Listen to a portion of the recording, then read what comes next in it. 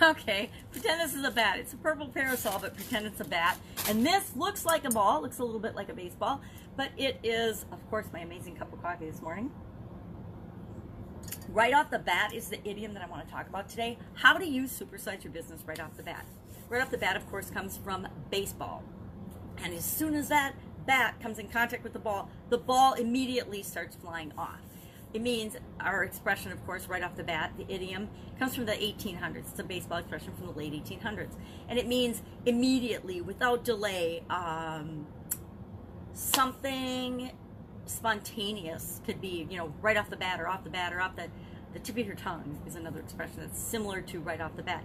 But I love this expression because it was a great meeting starter for me. I've used this expression for like decades, right? All the time I was in corporate America, if we were having a team meeting or a department head meeting or something and I needed to speak or it was my turn to call the meeting to order, and you know how when you go into meetings or when you go into groups, everybody's chattering and talking about their own little agenda items and things that they want to, or whatever's going on with their families. And you need to call the meeting to order. Well, one of the fastest, easiest ways to do that was to say, hey, right off the bat, I want to recognize, or right off the bat, let's talk about, or right off the bat, let's welcome so-and-so. And so right off the bat is one of my favorite expressions because it's a way to draw everybody together and say, hey, let's get started with this right off the bat. Well, how can you use this besides starting meetings and discussions and talking to people and recognizing people? How can you use this expression to grow and build your business? Well, I like to use it to remind myself to act quickly, to make quick decisions when quick decisions and quick action is required. A lot of times in our businesses and in our lives, we drag out decisions, or we don't make decisions, or we procrastinate and put off making decisions and choices. And putting off decisions means we put off taking action. One of the fastest, easiest ways to grow and build your business is to be quicker than anybody else in your area or in your industry, to be quicker to market with ideas and thoughts, to be quicker to market with new ways of serving the people that you serve. So I like to ask myself, like there's more than one of me, I like to ask myself, what can or could or should I do about a certain thing, or with a certain thing, or with respect to a certain thing? Now, this question helps me to make a decision faster, and then as soon as I make a decision, as soon as I commit to something, I or someone else in my organization will take immediate action to move toward it. So say we decide we're going to launch a new product or a new service for the people that we serve, for our customers. As soon as we decide that, usually we get together and we brainstorm all of the ways that we're going to do and deliver that. But of that brainstorm list, then we pick one thing that we can act on immediately. What is one thing we can do to move us toward that immediately? Maybe it's we call a strategic partner. Maybe it's we look into suppliers and vendors of different materials that we need to put the product together. Maybe it is we find out, or we source, or we look for who is already doing that thing, and we just bring them into our organization so we can provide that product or service to our customers, our existing customers already.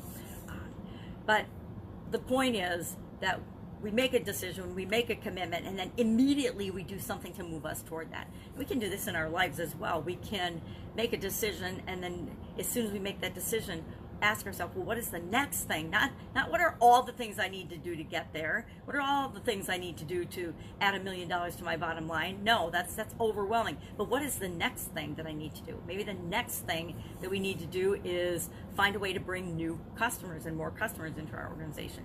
Maybe we need to find ways to stop the bloodletting in one of our departments or in one of the areas of our business. Maybe, it could be a whole spectrum of things.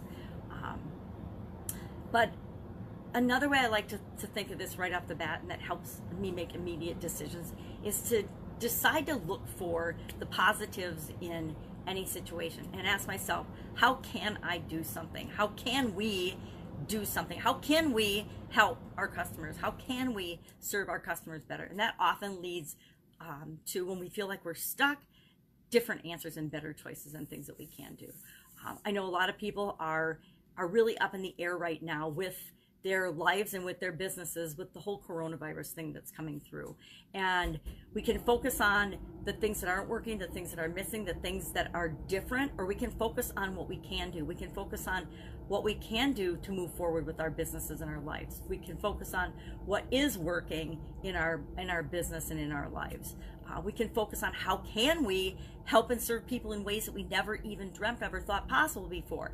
So right off the bat, instead of freaking out and thinking ain't it awful and worrying about all these things that aren't working the way they used to, let's all switch gears, flip the switch, and think about what are the ways that I can make this a benefit to myself, to my family, those I love and care about, and to the people that I serve.